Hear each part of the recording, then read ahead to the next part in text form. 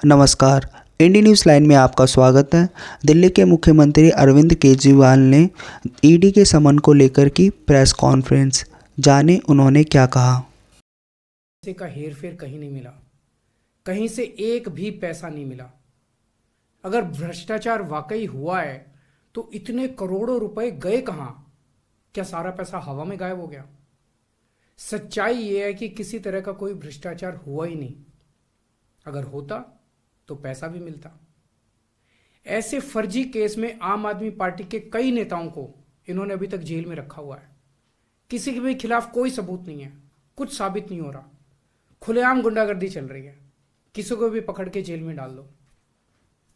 अब बीजेपी मुझे गिरफ्तार करना चाहती है। मेरी सबसे बड़ी संपत्ति, मेरी सबसे बड़ी ताकत मेरी ईमानदारी है। झूठे आरोप लगा के, फर्जी समन भेज के ये मुझे बदनाम करना चाहते हैं, मेरी ईमानदारी पे चोट करना चाहते हैं। इन्होंने मुझे समन भेजे हैं। मेरे वकीलों ने मुझे बताया कि ये समन गैर कानूनी है। क्यों गैर कानूनी है? ये मैंने इनको विस्तार से लिख के भेजा है। मैंने बताया है कि उनके समन कैसे गैर कानूनी है, लेकिन उन्होंने मेरी एक भी बात का जवाब नहीं दिया। इसका मतलब उनके पास मेरी बातों का जवाब नहीं है। इसका मतलब वे भी मानते हैं कि उनका नोटिस गैर कानूनी है। क्या मुझे एक गैर कानूनी समन का पालन करना चाहिए? अगर कानूनी रूप से सही समन आएगा तो मैं पूरा सहयोग करूंगा। बीजेपी का मकसद जांच करना तो है ही नहीं। इनका मकसद तो लोकसभा चुनाव में मुझे प्रचार करने से रोकना है। ठीक लोकसभा चुनाव के पहले इन्होंने मुझे समन भेजा है। क्यों? इस जांच को चलते 2 साल हो गए। अभी ठीक लोकसभा चुनाव के पहले मुझे क्यों बुलाया जा रहा है? पहले क्यों नहीं बुलाया?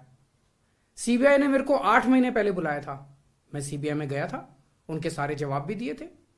लेकिन अब ये लोग ठीक लोकसभा चुनाव के 2 महीने पहले मुझे बुला रहे हैं। तो बीजेपी का मकसद कोई पूछताछ करना थोड़ी है। इनका मकसद है पूछताछ के बहाने केजरीवाल को बुला लो और उसे गिरफ्तार कर लो, ताकि मैं लोकसभा चुनाव में प्रचार ना कर पाऊं।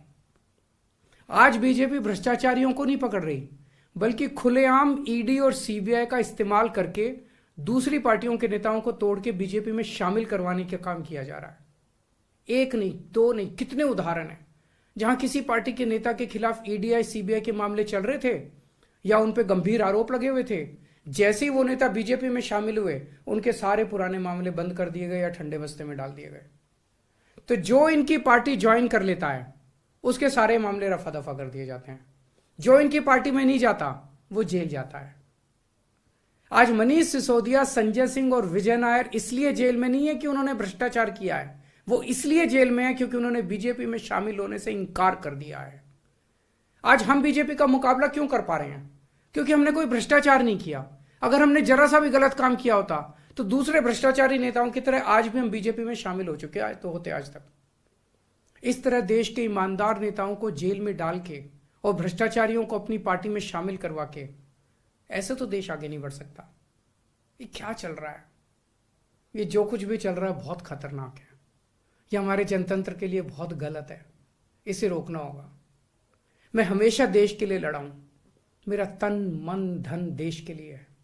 मेरी एक एक सांस देश के लिए है। मेरी खून की एक एक बूंद देश के लिए है। मेरे शरीर का एक एक कतरा देश के लिए समर्पित है। हमें मिलकर देश को बचाना है। मैं पूरी जी जान से इनके खिलाफ लड़ रहा हूं। आपका साथ चाहिए।